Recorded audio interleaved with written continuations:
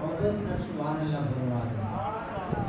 جس کا یہ ایمان اور یقین ہے کہ نبی پاک کی ولادت کے بعد زمانے کا رنگ بدلا ہے اور زمانے میں انقلاب آیا ہے، وہ محبت اور عقیدت اور احترام سے رب کی تسبیح بیان کرتے ہوئے بلند آواز سے فرمائے سبحان اللہ۔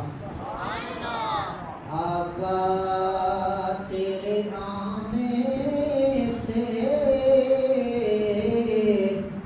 رنگ بدلا زمانے کا،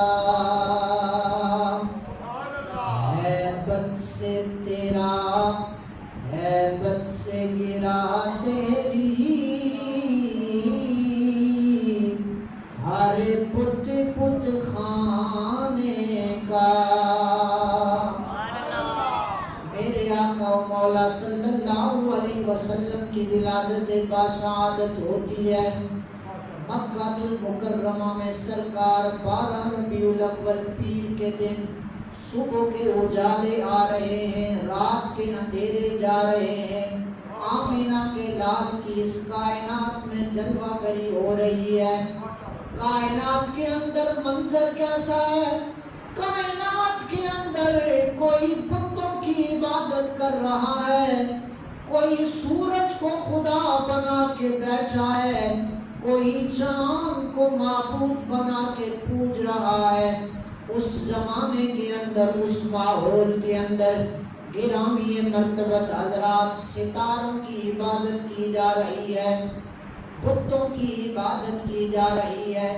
کسی نے چاندی کا بت بنایا، کسی نے سونے کا بت بنایا، کسی نے مٹی کا بت اور مورت بنا کر اپنے آگے رکھ کر اس کے آگے جبین نیاز کو جھکا کر وحدہ لا شریک کے مقابلے میں خدا بنائے بیٹھے تھے۔ کسی نے سورت کو، شجر کو، حجر کو، کائنات کے اندر ہر بندے کا اپنا خدا تھا، ہر قبیلے کا اپنا خدا تھا، ہر برادری کا اپنا خدا تھا، اور خدا کے بندے کائنات کے اندر ذلت کی اس گہرائی میں گرے ہوئے تھے۔ رب کا گھر بیت اللہ ہے، این رب کے گھر کے اندر 360 بت بندوں نے بنا کر سجائے ہوئے تھے۔ اور فرمائیں آپ حضرات میلاد شریف کی برکت کیا ہے؟ آج ہم اس پر بات کریں گے کہ میلاد کی وجہ سے ملا کیا ہے، اور ہم اہل سنت و جماعت ساری خوشیوں سے بڑھ کے اس پہ خوش ہوتے کیوں ہیں؟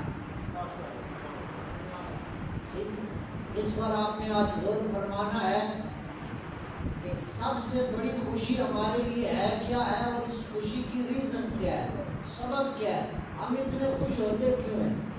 مجھ سے پوچھیں تو ایمان کی بات ہے، عید الفطر کی بھی وہ خوشی نہیں ہے جو نبی پاک کے میلاد کی خوشی ہے۔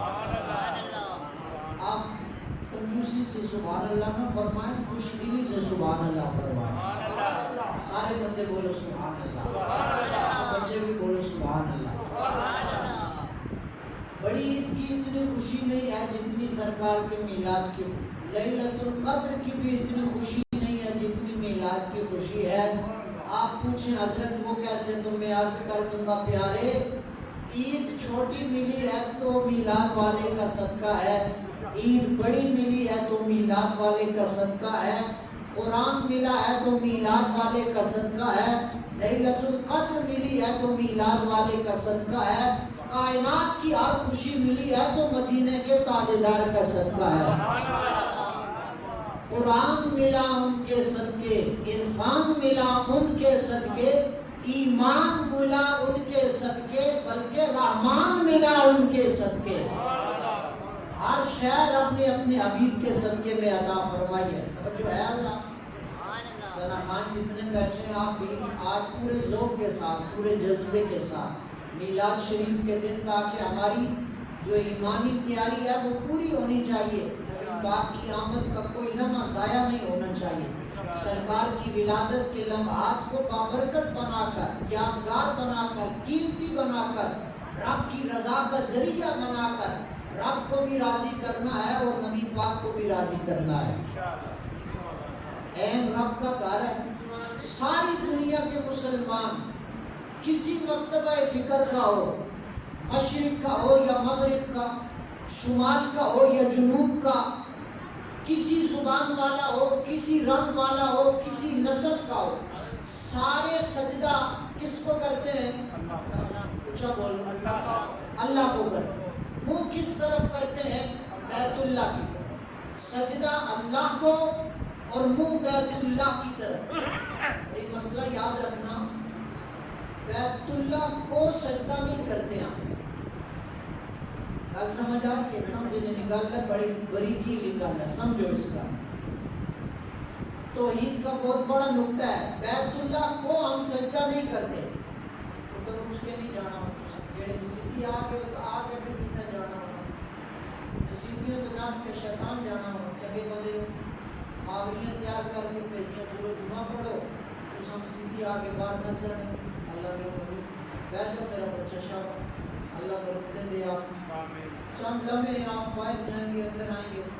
توجہ حضرات، سجدہ بیت اللہ کو نہیں ہے. اس لیے کہ کافر میں اور مسلمان میں یہ فرق ہے. بت پرست بت کی عبادت کرتا ہے، وہ کہتا ہے ہم بت کو پوچھتے ہیں تو تم بھی تو چار دیواری جو پتھروں کی بنی ہے کعبہ شریف ہو، وہ پتھر نہ کاری بنیا نا، چار دیواری پتھر نہیں بنی نا، اور دوسرا بھی تو پتھر کی ہے کیا سجدہ کرنے ہو. تو یہ فرق ہے. ہم بیت اللہ کو سجدہ نہیں کرتے بلکہ سجدہ اللہ کو کرتے ہیں. اور بت پرست بت کو خدا مان کر سجدہ کرتا ہے. ہم بیت اللہ کی دیواروں کو خدا نہیں مانتے بلکہ اہل اسلام کا یہ عقیدہ ہے. یہ جو چار دیواری ہے بیت اللہ کی، ہمیں مصطفیٰ نے بتایا زمانے والوں کائنات کا منظر بیت اللہ ہے. کائنات کا منظر بیت اللہ ہے. کائنات کا محور بیت اللہ ہے. کائنات کا سینٹر بیت اللہ ہے. فرمایا رب کی تجلیات، رب کی رحمتیں، رب کے انوار جس زمین کے حصے پہ ہر لمحہ پڑ رہے ہیں، فرمایا وہ بیت اللہ ہے. فرمایا خدا وجود سے پاک ہے، وہ دکھائی دینے سے پاک ہے. فرمایا سجدہ خدا کو کرنا ہے. مصطفیٰ نے ہمیں جہت، اینگل اور سائڈ متعین کر کے بتا دی. فرمایا یہاں رب کی تجلیات رہتی ہے، اس طرف منہ کر کے سجدہ کر دو، رب کی عبادت بن جائے گی، مصطفیٰ کی سنت بن جائے گی. اب ظلم خدا کا این رب کا گھر ہے. ساری دنیا کے مسلمان منہ ادھر کر کے منہ میرا کعبہ شریف کی طرف. توجہ ہے نا؟